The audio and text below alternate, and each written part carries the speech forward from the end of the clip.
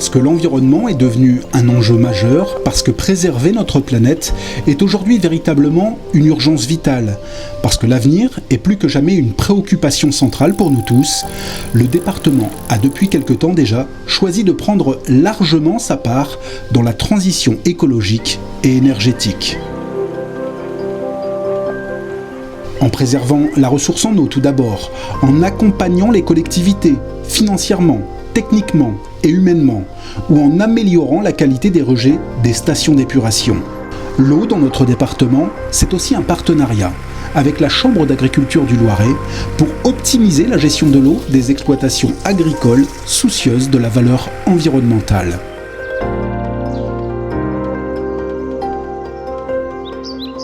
L'eau dans le Loiret, c'est aussi des rivières et des espaces naturels protégés, comme à Montargis par exemple, au parc de la Prairie du Puiseau et du Vernisson.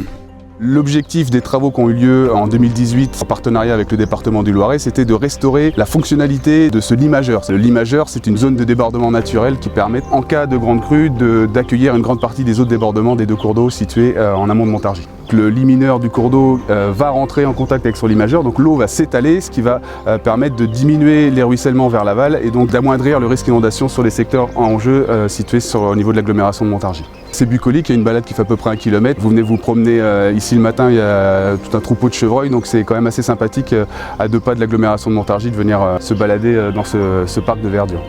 Des espaces naturels dans les 7 parcs départementaux, aux abords des routes, une biodiversité préservée, des ruches, des nichoirs, des jardins partagés et des balades gratuites pour le grand public, accompagnés d'un éco-pâturage de retour aux abords de plus de 20 bassins de rétention d'eau.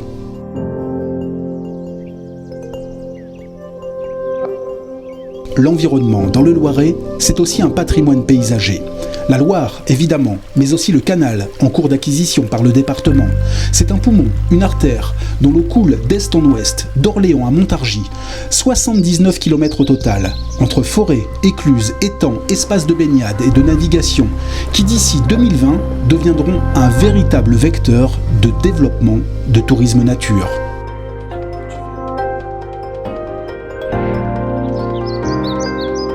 Installations photovoltaïques, chaufferie biomasse, bois déchiqueté et granulé, contrat de fourniture d'électricité garantie d'origine renouvelable ou encore contrat de maintenance des collèges.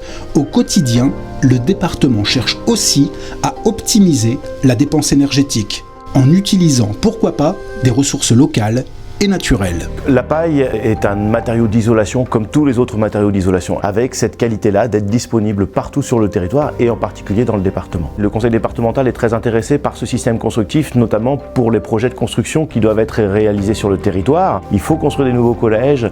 On envisage bien évidemment d'utiliser des ressources locales. Il faut maintenant penser sérieusement à surisoler et la paille offre cette réponse-là. On veut faire réussir les projets, c'est des bâtiments performants sur le plan technique, sur le plan thermique, sur le plan environnemental. C'est pour ça qu'Accorpaille est ici aussi présent à accompagner l'ensemble des acteurs, les maîtres d'ouvrage, les concepteurs, les constructeurs et bien évidemment les agriculteurs qui sont les fournisseurs premiers de ce matériau d'isolation.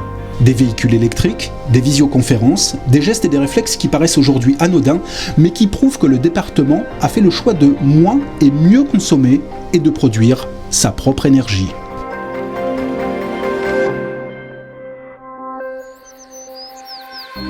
Parce que la lutte contre le changement climatique passe par le développement des modes de déplacement doux. Fin 2019, le département du Loiret aura aménagé plus de 200 km d'itinéraires cyclables le long de la Loire à vélo, du canal d'Orléans et de la Scandibérique. Plus de dématérialisation, c'est devenu le credo du Loiret. Diminution de la quantité de papier imprimé et de plis affranchis. Développement des formulaires en ligne, c'est autant de CO2 non produit. Mais parce que le climat a malgré tout commencé à changer, le département se prépare chaque année à affronter des événements climatiques. Inondations ou canicules, 17 exercices ont été réalisés depuis 2015 et au total, 12 crises majeures gérées. Côté chantier routier, le linéaire de route bénéficiant d'un traitement sur place a largement augmenté et c'est aujourd'hui 20% de matière recyclée qui entre dans la composition des enrobés mis en place depuis plusieurs années. Cap sur le nord du Loiret, sur la départementale 11. On est entre Loury et Neuville-aux-Bois dans le cadre d'un marché à bon de commande du département où on refait la couche de roulement. Le domaine de la construction routière est un secteur sur lequel on a pu faire énormément de progrès en termes environnementaux. On a développé des techniques qui permettent de préserver la ressource étant évidemment les carrières et les matériaux de carrière. L'autre point sur lequel on travaille aujourd'hui beaucoup, ce sont les techniques à froid. Les enrobés en général sont faits à chaud, à 140 degrés. Aujourd'hui, on sait faire des enrobés à température ambiante, donc qui économisent des gaz à effet de serre.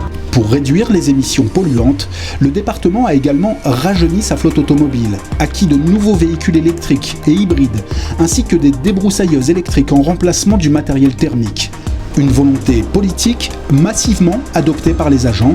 Un chiffre, moins 23% de déchets ménagers sur les sites départementaux. L'environnement, c'est un peu la santé. On en parle assez, mais c'est pas assez bien expliqué. Dans le Loiret, il y a énormément d'espaces verts. Ils laissent quand même l'environnement s'exprimer. On peut tous faire des choses pour éviter de polluer trop. C'est donc d'abord notre responsabilité à tous. D'après moi, chacun peut faire un petit truc pour améliorer ça. Je pense qu'on peut faire mieux. Notre planète, elle est en danger. Moi, je dis, la nature, ça attire les personnes. Pour l'avenir de notre nature, pour notre département, pour les Loiretains et pour les prochaines générations, le Loiret s'engage pour notre planète.